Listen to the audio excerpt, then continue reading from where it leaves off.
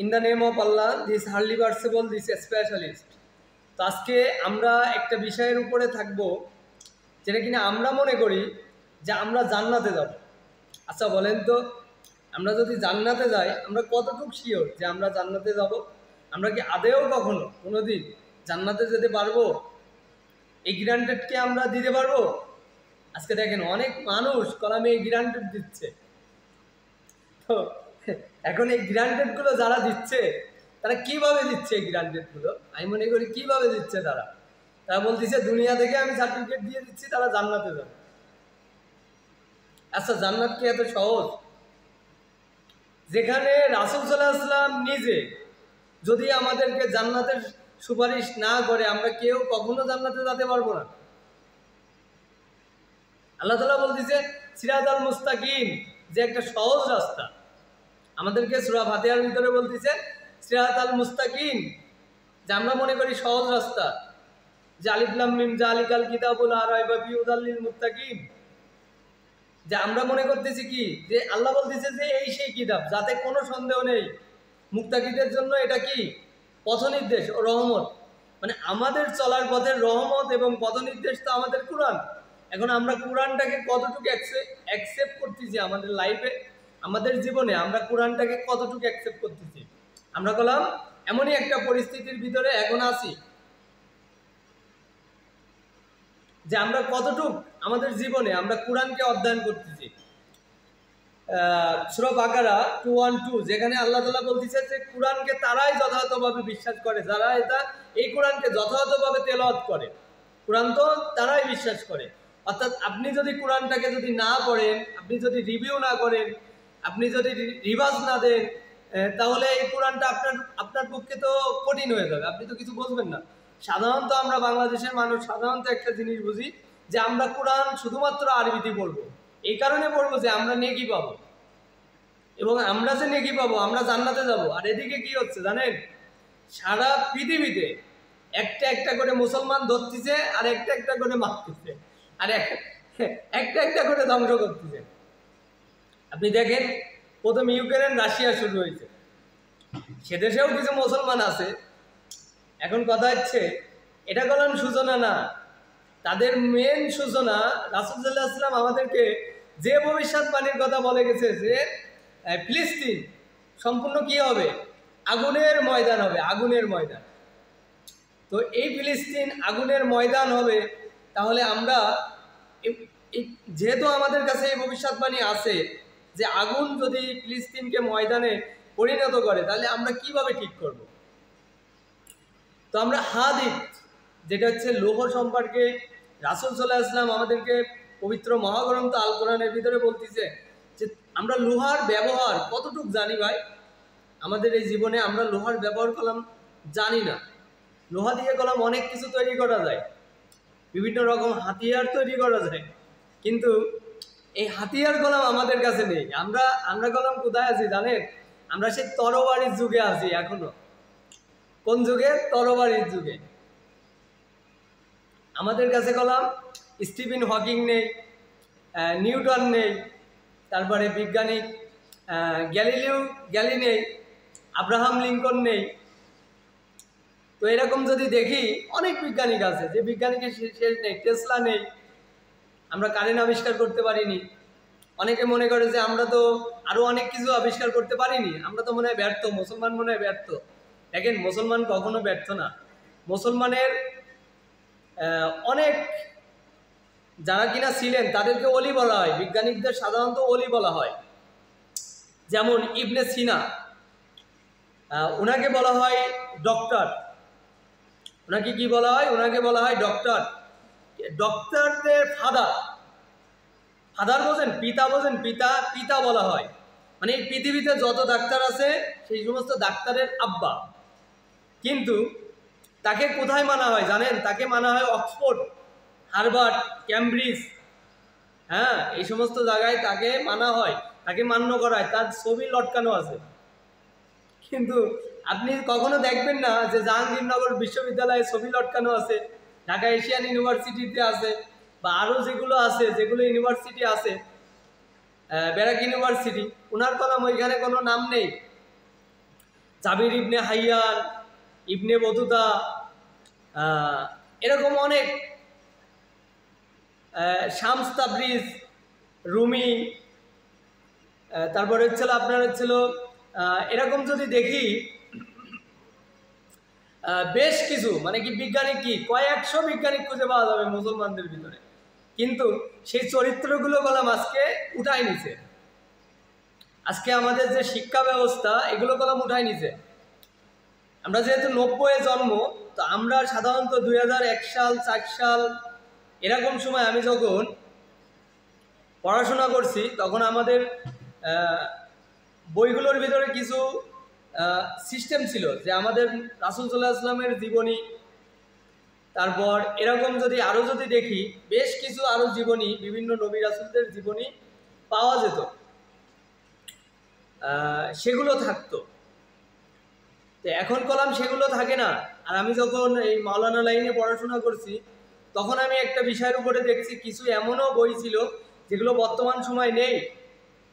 যে বইয়ের ভিতরে একটা কথা, যেখানে রাসূল সাল্লাল্লাহু আলাইহি ওয়াসাল্লাম একদিন তার কাফেলা নিয়ে মদিনা পাড়ি দিচ্ছিল, তো উনার পথে একটা মাঝবেলা হয়, উনি দুপুরবেলা তখন খাওয়া দাওয়ার সময় করবে, সব সাহাবীরা কাফেলা থেমে যায়। তখন নবীজি বলেন যে অনেকে অনেক কাজ করতেছে, তো নবীজি বলেন আমি কিছু কাঠ কেটে আনি। কিছু সাহাবী বলে আপনি তো ইমাম, আপনি তো আমাদের নেতা, আপনি তো আমাদের শ্রদ্ধাশীল ব্যক্তি, আপনি কেন কাঠ কেটে আনবেন? আপনি তো নবী, আপনি তো মহান শ্রেষ্ঠ নবী, তো আপনি কেন কাঠ কাটবেন? তখন রাসূল সাল্লাল্লাহু আলাইহি ওয়াসাল্লাম কি বললো জানেন? রাসূল সাল্লাল্লাহু আলাইহি ওয়াসাল্লাম বলল যে দেখো, কাজে নেই সংকোচ, নেই অপমান, আদম সন্তান মুরা সবাই সমান। অর্থাৎ কি বললো যে এই আদম সন্তান আমরা কি, আমরা সবাই কলাম সমান। তাহলে আমাদেরকে কি বোঝানো গেল? যে আমরা যে আদম সন্তান আমরা কি সবাই সমান, কিন্তু আজকে আমরা যে আদম সন্তান আমরা কি সবাই সমান? আমাদের কথাবার্তা কি একরকম থাকে? আমরা কেউ শিয়া, আমরা কেউ সুন্নি, আমরা কেউ জামাত ইসলাম, আমরা কেউ চরমোনাই, আমরা কেউ আটরশি, হাজার হাজার আমরা কি করছি দল তৈরি করে ফেলছি। আমরা 2005 সালে আমাদের যতটুকু ধারণা, তো তখন হচ্ছিল বাংলাদেশে 105টা দল ছিল, ইসলামিক দল 105টা। আপনি ইসলাম কিভাবে প্রতিষ্ঠিত করবেন বলেন? ইসলাম বিশেষ করে বাংলাদেশে আপনি প্রতিষ্ঠিত করেন না, আপনার সারা জীবন লাগবে, তপস্যা করা লাগবে, তারপরে ইসলাম প্রতিষ্ঠিত হয় কিনা এটা আদেও মনে হচ্ছে যে ইসলাম প্রতিষ্ঠিত হবে না। কারণ এখনো আমরা যদি এরকম দলবদ্ধ থাকি এক একটা দল, আর ওই বাইরের দেশগুলো কি করতেছে জানেন? ওরা বলতেছে কি যে আমরা প্রথমে বাংলাদেশকে ধরবো না, আমরা প্রথমে ধরবো ওই বাংলাদেশ তো চালাক চতুর, আমরা বললাম এক ধরনের বলা, আমরা জানি ইসলামটা কিরাম জিনিস। হয়তো আমাদের দেশে গুমরাহতে বেশি পড়ে গেছে, গুমরাহ বেশি আছে, আমরা ইসলাম সম্পর্কে অনেকে জানি না। কিন্তু আমার যতটুকু ধারণা, আমরা যদি ইসলাম যদি বাংলাদেশে প্রতিষ্ঠিত করতে চাই, ইসলাম প্রতিষ্ঠিত করা একদম সম্ভব। কারণ আমাদের দেশে হচ্ছিল আমরা রক্ত দিয়ে জীবন দিয়ে আমরা দেশ যেহেতু নির্মাণ করতে পারি, সেহেতু আমরা একটা ধর্মও প্রতিষ্ঠিত করতে পারবো, এটা কোনো বিষয় না। আমি যখন ওল্ড টেস্টামেন্ট নিয়ে পড়াশোনা করছি, তখন আমার সাথে যারা ওল্ড টেস্টামেন্ট নিয়ে পড়াশোনা করছে, যারা এই যে বাইবেলের উপরে পড়াশোনা করে, তারা কলম বিভিন্ন জায়গায় ধর্ম প্রচার করে, তারা বিভিন্ন জায়গায় কি করে ধর্ম প্রচার করে। কিন্তু আমি ওইভাবে ধর্ম প্রচারটা কখনো করিনি। এখন কলম করি, বিভিন্নভাবে ধর্ম প্রচার করতেছি, আমার ইউটিউব চ্যানেল, ফেসবুক, বিভিন্নভাবে আমি কলম ধর্ম প্রচারগুলো চালাচ্ছি। বিভিন্ন ধর্ম, যে কোনো ধর্ম আমার কাছে যদি কখনো কোনো ধর্ম সম্পর্কে জিজ্ঞেস করে, তখন কলম আমি তার উত্তরটা তখন কলম দিই। যেমন সাধারণ আমরা আমাদের ভিতরে রাসূল সাল্লাল্লাহু আলাইহি ওয়াসাল্লামের কাছে একদল সাহাবী একদিন এসে বলল, কি বললো জানেন? একদল সাহাবী এসে বলতেছে যে আল্লাহ রাসূল, আমরা কি ইসলাম বাদে অন্য কোনো ধর্মের কোনো বই পুস্তক কি পড়বো? মিশকাত শরীফ কিতাবুল ঈমান, হাদিস নাম্বারটা আমার মনে আসতেছে না, অবশ্যই সেখানে এভাবে বলা হচ্ছে, রাসূল সাল্লাল্লাহু আলাইহি ওয়াসাল্লাম বলতেছে যে আমি তোমাদের কাছে কি মহাগ্রন্থ আল কুরআন আনিনি, ফুরকান আনিনি, তা কি তোমাদের জন্য যথেষ্ট না? তাহলে দেখেন আজকে আমরা কোথায় আছি। আল্লাহ তাআলা রাসূল সাল্লাল্লাহু আলাইহি ওয়াসাল্লাম বিদায় হজের সময় সাধারণত উনি বলে গেছে, আমি তোমাদের কাছে রেখে যাচ্ছি ফুরকান, যা কোরআন, যা কোনো অক্সফোর্ড, হার্ভার্ড, ক্যামব্রিজ এরকম বিশ্ববিদ্যালয় না, এরকম বিশ্ববিদ্যালয় থেকেও না, তার থেকে উচ্চতম মানের বিশ্ববিদ্যালয় হচ্ছে লাহো মাহফুজ, সেখান থেকে আসছে। তো এই লাহো মাহফুজ থেকে যেহেতু কোরআন আসছে, আর কোরআনটা আমরা কতটুকু অনুধাবন করি আমাদের ভিতরে, দেখেন আমরা সাধারণত বাংলাদেশে আমরা যারা বাঙালি আমরা মনে করি কোরআনটা আমরা কি করব জানেন, কোরআনটা আমরা না বুঝে পড়ব। আমার সামনে যারা আছেন, আমার পিছনে যারা আছেন, আমার চারিদিকে যারা আছেন, আমার আশেপাশে এই ত্রিভুবনের এই ত্রিকুল যত উপরে নিচে যা কিছু আছে, এই সব জায়গায় একটা মাত্র সমস্যা। কি সমস্যা জানেন? যে আমরা কোরআনটাকে না বুঝে পড়বো, কোরআনটাকে কখনো বুঝে পড়বো। কারণ কি, আমরা নেকি পাবো এবং আমরা জান্নাতে যাব। আমরা কোথায় যাব? আমরা জান্নাতে যাব। এবং আমরা তো জানি যে আমরা জান্নাতে গেলে আমাদের আর কোনো কিছু লাগবে না জীবনে। আল্লাহ তাআলা কালাম বলে দিয়েছে জান্নাত এতটা সহজ না। আর আমার যতটুকু ধারণা যে আমাদের যে বর্তমান সময় ভারত উপমহাদেশের যিনি জাকির নায়েক ছিলেন, তিনি কলাম ইসলামের অনেক দাওয়াত দিয়েছেন, উনি কলাম অনেক কাজ করছে, ওনার জীবনে অনেক পরিশ্রম দিয়েছে। আজকে আমরা যে কথা বলি ইউটিউবের সামনে, আমরা কলাম এরকম বড় বড় বক্তাদেরকে দেখছি একসময়, দেখার পরে এই বড় বড় বক্তাদের থেকে আমরা কলাম অনেক সিচুয়েশন নিয়েছি যে তারা কোথায় কোথায় ধরা গেছে। দেখেন বেদ নির্মাণ হয়েছে 2 কোটি শ্লোকে।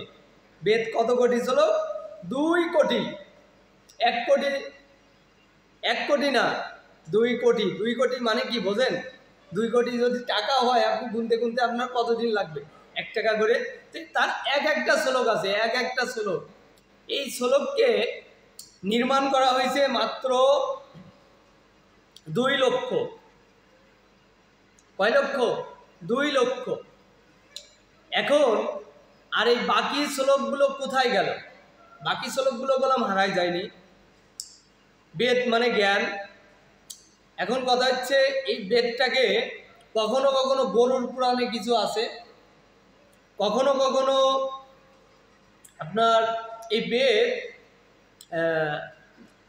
এই ইসের ভিতরে আছে, পদ্ম পুরাণে আছে, কখনো কখনো এই বেদ উপনিষদের ভিতরে আছে। এরকমভাবে কখনো কখনো বিভিন্ন গ্রন্থের ভিতরে আছে। সাধারণত আমরা জানি যে আজ থেকে 7000 বছর আগে রাম আসছে। রাম, যেটা আমি ওল্ড টেস্টামেন্টের ভিতরে রাম সম্পর্কে জানছি, যতটুকু আমার ওইভাবে স্টাডি করা হয়নি, কিন্তু রাম আসছে আজ থেকে 7000 বছর আগে। এটা হচ্ছিল অ্যাস্ট্রোনমি। যারা অ্যাস্ট্রোনমি নিয়ে পড়াশোনা করছে, যারা জ্যোতির্বিদ্যা নিয়ে পড়াশোনা করছে, তারা বলতে পারবে যে রাম আসছে। রাম কতদিন আগে আসছে? রাম আসছে 7000 বছর আগে। এখন শ্রীকৃষ্ণর যে জন্মভূমি সেটা হচ্ছে মাথুরা। কোথায় তার জন্মভূমি? মাথুরা।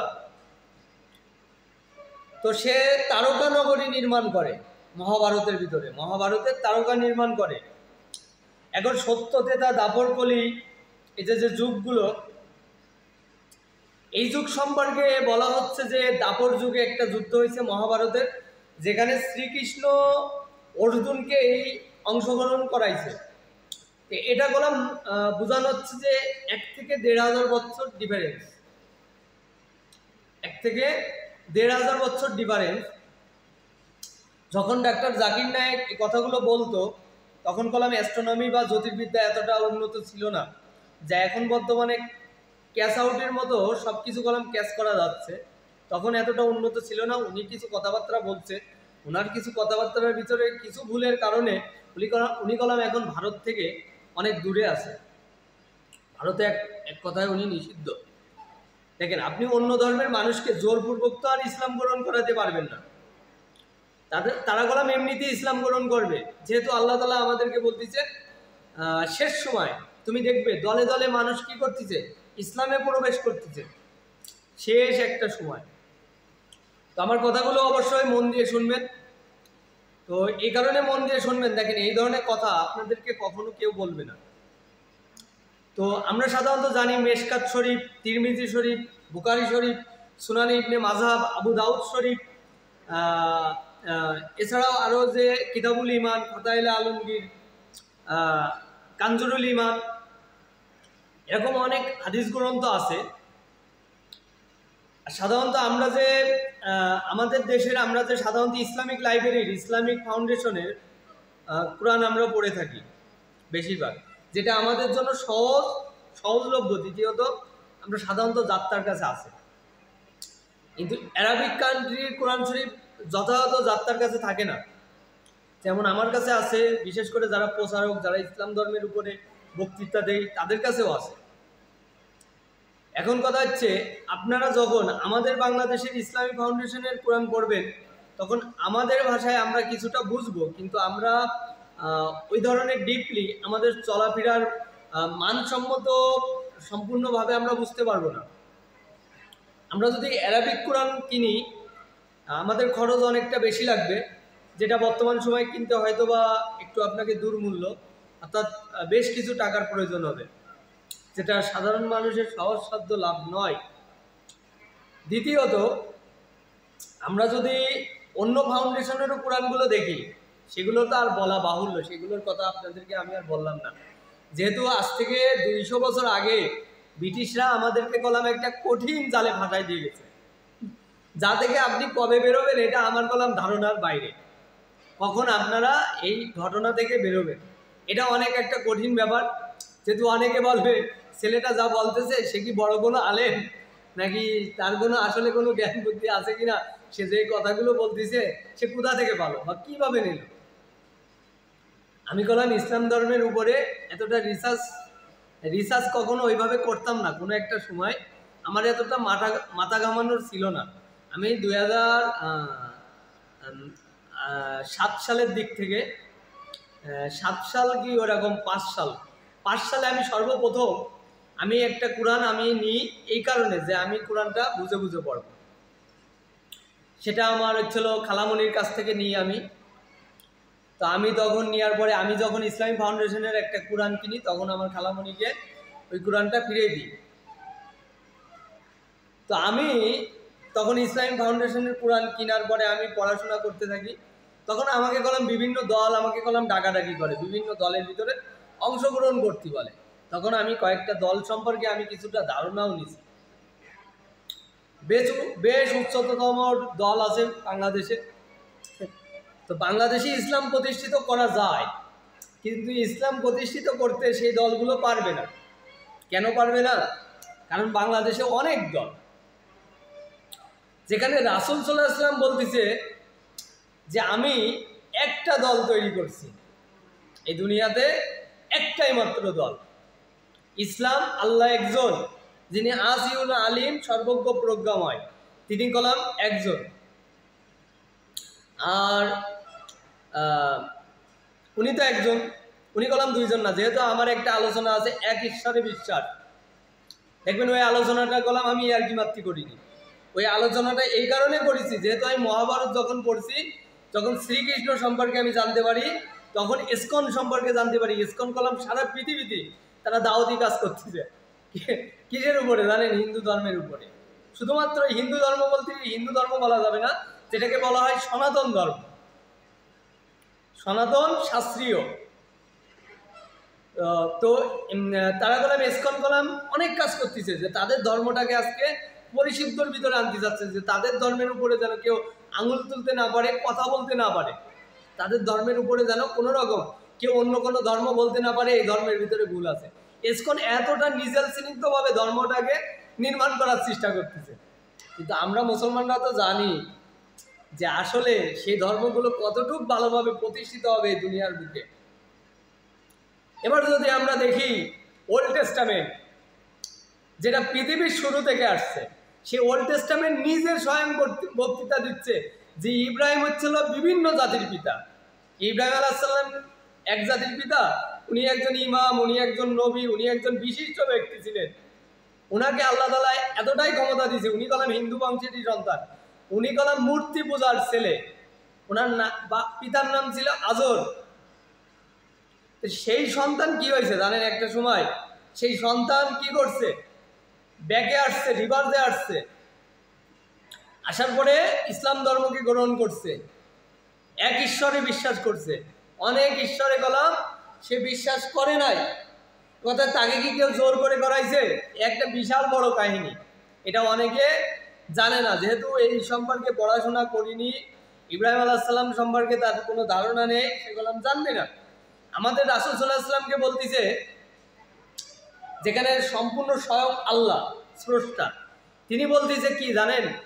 তিনি বলতেছে যে তুমি ইব্রাহিমের ধর্মদর্শকে অনুসরণ করো। সে তো কোনো মুশরিকদের অন্তর্ভুক্ত নয়। সে কি নয়? সে কখনো কোনো মুশরিকদের অন্তর্ভুক্ত নয়। তাহলে আমরা কি করলাম? আমরা আজকে সমস্যার ভিতরে রয়েছি, আমরা ক্ষতিগ্রস্তর ভিতরে রয়েছি। আল আসরে ইন্নাল ইনসানা লাফি খুসরি ইল্লাল্লাযিনা আমানু ওয়া আমিলুস সলিহাতি ওয়া তাওয়াসাউ বিল হাক্কি ওয়া তাওয়াসাউ বিস সবর। বিশাল ক্ষতিগ্রস্ত। আল্লাহ তাআলা বলতেছে যে মহাকালের শপথ, ত্রিভুবনের শপথ, এই আসমানের শপথ, এই জমিনের শপথ, মানুষ অবশ্যই ক্ষতিগ্রস্ত। কিন্তু তারা না, যারা দাওয়াতি কাজ করে কিসের উপরে? সত্যের উপরে। এই সত্যের উপরে কয়জন ভাই দাওয়াতি কাজ করে বর্তমান সময়? যারা করতেছে, আমি জানি বাংলাদেশে বেশ কিছু দল সত্যের পথে দাওয়াতি কাজ করতেছে। সফলতা আসবে আমরা সাধারণত জানি। আমাদের দেশের বক্তা দিলওয়ার হোসেন সাঈদী উনি বলছিল যে উনি বিভিন্ন রাষ্ট্র ঘুরছে, উনি একটা রাষ্ট্র ঘুরিনি, উনি কয়েকটা রাষ্ট্র ঘুরছে। উনি ঘোরার পরে উনি কি বলছে জানেন? ওনার কাছে জিজ্ঞেস করা হয় আসলে কি ইসলাম আদেও কি কোনোদিন প্রতিষ্ঠিত হবে? উনি বলছে ওনার বক্তৃতার ভিতরে উনি বলছে যদি প্রতিষ্ঠিত হয় বাংলাদেশ থেকে প্রতিষ্ঠিত হবে। আর আমিও নিজেও মনে করি হ্যাঁ, অবশ্যই এটাই সত্য। কারণ বাংলাদেশ থেকে প্রতিষ্ঠিত হবে, ইসলাম যদি প্রতিষ্ঠিত হয় বাংলাদেশ থেকে প্রতিষ্ঠিত হবে। আপনি আজকে দেখেন ফিলিস্তিন মার খাচ্ছে, কোনো কথা বলতে পারে না, কোনো জবাব দিতে পারে না। তারা মুসলমান, তার আশেপাশে অনেক বড় বড় মুসলমানরা আছে, তারা কখনো বাঁচাইতেও আসে না। বাংলাদেশের থেকে যদি আপনি সাধারণ মানুষও নিয়ে যায় যুদ্ধ করার, ওই দেশ ওই ইসরায়েল পালাবে ভাই। বাঙালি সম্পর্কে তাদের ওইভাবে ধারণা নেই। রাসূল সাল্লাল্লাহু আলাইহি ওয়াসাল্লাম আমাদেরকে বলে গেছে যে গাজওয়াতুল হিন্দ যদি শুরু হয় তা কোথা থেকে শুরু হবে? বাংলাদেশ থেকে শুরু হবে, বাংলাদেশ থেকে এই প্রেক্ষাপট শুরু হবে। কিন্তু আমার যতটুকু ধারণা যে বাংলাদেশ থেকে শুরু হওয়ার আগে ইন্ডিয়া নিজে থেকে মুসলমান হয়ে যাবে, বলবে আমরা সবাই এখন থেকে মুসলমান হয়ে যাবে। ইসকন একটা মুসলমান থিওরির ভিতর দিয়ে যাচ্ছে। ইসকন নিজেও জানে না যে সে কোন থিওরির ভিতর দিয়ে চলাফেরা করতেছে। ইসকনের হাত ধরে সবাই মুসলমান হয়ে যাবে একসময়, আমি মনে করি। কারণ এটা কেমন করে বলতেছি আমি এক ঈশ্বরবাদীর উপরে পড়াশোনা করি, এবং এক ঈশ্বরের উপরে যখন আমি পড়াশোনাগুলো চালাইছি তখন আমি এই ডিপলি বিষয়টা বুঝতে পারলাম যে কি হলো, ইসকনও নিজেও একসময় মুসলমানের এই দাওয়াতি কাজ করতেছে, মানে মুসলমানদেরই কাজ অনেকটা আগেই দিচ্ছে। কিন্তু ইসকন নিজেও এই ঘটনাটা জানে না ভাই। এখন কথা হচ্ছে ইসকন না জানাটাই ভালো, যেহেতু ইসকন সে তার কাজটা চালাই যাচ্ছে। তো আজকে আমরা যেটা বুঝাচ্ছি যে রাসূল সাল্লাল্লাহু আলাইহি ওয়াসাল্লাম আমাদেরকে বলতেছে তোমরা দাওয়াতি কাজ করো। তো আজকে দেখেন যে প্রচার করাটা একটা কঠিন ডিপলি কাজ। তো এই প্রচারটা বাংলাদেশে কোনো একটা দল হঠাৎ করে কেন ইসলামটা প্রচার করতে পারতেছে না? কিছু মানুষ ভাবতেছে যে যদি ইসলাম প্রতিষ্ঠিত হয় তারা দেশটা কেমনভাবে চালাবে। কিছু মেয়েরা ভাবতেছে তারা তো ইসলাম চালাইতে গেলে বোরকা পরায় রাখবে সবসময়। আর কিছু মানুষ মনে করতেছে যে ইসলাম যখন চলবে তখন তো আমি সুদে ব্যবসা আর করতে পারবো না, কোনো ব্যাংকগুলো সুদের কারবার করতে পারবে না।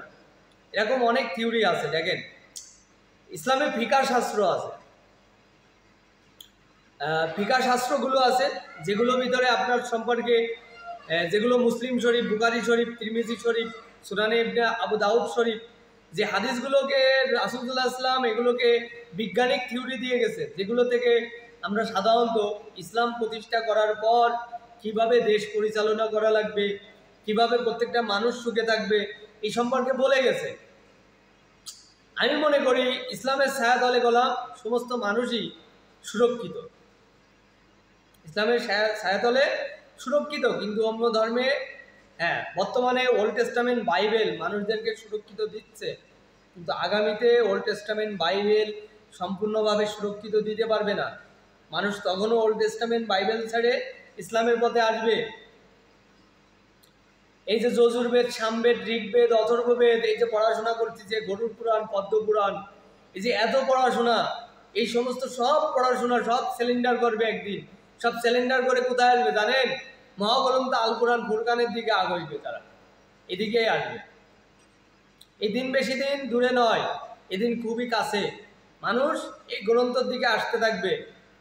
এই সময়টা বেশি দূর পর্যন্ত যাওয়া লাগবে না, এটা খুবই সামনে অগ্রসর হবে। তো আল্লাহ তাআলা যেন মানুষদেরকে অবশ্যই এই জ্ঞানটা দান করে, এবং মানুষ যেন, মুসলমান যেন একটা দলে বিভক্ত হয়ে যায়, একটা দলের ভিতরে আসে। যেহেতু আমি কয়েকটা দল সম্পর্কে স্টেপ নিছি, কয়েকটা দল সম্পর্কে আমি জানি, কয়েকটা দলের সম্পর্কে আমার ধারণা আছে, তো আমি যতটুকু মনে করি, হ্যাঁ অবশ্যই দেলোয়ার হোসেন সাঈদী যেটা বলে গেছে এটা সত্য হতে পারে। কোনো এক সময় বাংলাদেশ থেকে ইসলাম প্রতিষ্ঠিত হবে, এ ব্যাপারে কোনো সন্দেহ নেই, এবং ইসলামের ছায়াতলে মানুষ নিরাপদ। এখানে ওমর থেকে বলা হচ্ছে, তিনি যখন অর্ধ পৃথিবী রাজত্ব করতেন, তখন বলা হচ্ছে যে সেই বাদশা কি করে, রাতের আধারে জনগণের খোঁজ নেয়, যার আসার সময় হাজারো কোনো গাড়ি যানবাহন লাগে না, যাকে সাপোর্ট করার জন্য প্রত্যেকটা এলাকায় এলাকায়, প্রত্যেকটা পাড়ায় পাড়ায়, মহল্লায় পুলিশ নির্মাণ করা লাগে না, যে তারা যাবে তাদের নিরাপত্তা লাগবে। ইসলামের কোনো মানুষের কখনো নিরাপত্তা লাগে না। আর ইসলামের ছায়াতলে সবাই ভালো থাকে, ইসলামের ছায়াতলে সবাই ভালো থাকে। সেখানে বলা হচ্ছে যে একটা কুকুর যদি মারা যায় ফুরাত নদীর তীরে, সেই কুকুরের জবাবদিহি কার কাছে করা লাগবে? মহান স্রষ্টার কাছে করা লাগবে, মহান আল্লাহর কাছে করা লাগবে। এই কথাটা বললাম, মানুষ এখন দিন দিন ভুলে গেছে, বই পুস্তক থেকে উঠাই নেওয়া হয়েছে। তো আমরা অতি বিলম্বে আমরা কি করব? একটা দলে পরিণত হব, না হলে আমরা পৃথিবীতে অনেক সমস্যার ভিতরে থাকব। যেহেতু আমি কলাম বিভিন্ন সময় বিভিন্ন ধর্মের উপস্থাপনা করি, বক্তব্য দিই, তো সেই সমস্ত ধর্মের মানুষেরা আমার কাছে অনেক সময় প্রশ্ন করে এবং অনেক বিষয়ের উপরে জানতে চায়, তখন তাদেরকে আমি কলাম বলি, কিন্তু অহিংসামূলক কখনো চিন্তা ভাবনা না। সেখানে তাদের ধর্মে বলা হচ্ছে যে যেভাবে বলা হচ্ছে তাদেরকে সেভাবে বলা লাগে। তো শ্রীকৃষ্ণ বলে গেছে যে অন্য ধর্ম, সেটা হচ্ছে যদি খারাপও ভালোও হয়, তোমার ধর্ম যদি খারাপও হয়, তুমি কখনো তোমার ধর্ম ত্যাগ করে অন্য ধর্মে যেও না। হ্যাঁ, কথাটা সে যেভাবে বলে গেছে, সে যে থিওরিটি বলে গেছে, সেটা জ্ঞানীরাই শুধুমাত্র জানে যে কেন অন্য ধর্মে, একটা ধর্ম থেকে অন্য ধর্মে যাওয়া যাবে না। এই জ্ঞান যাদের আছে তারা কি আসলে জানে।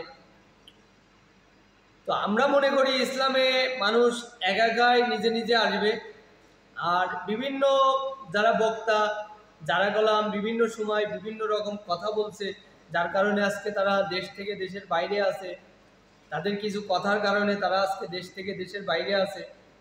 দেখেন, ইসলাম অলৌকিক, লৌকিক কর্তৃত্ব যদি হয়ে যায় সম্পূর্ণ, তাহলে সেটা সেই ভাবনায় আসে না। অলৌকিক কিছু জিনিস থাকে যেটা আল্লাহ অদৃশ্য, আল্লাহকে দেখা যায় না।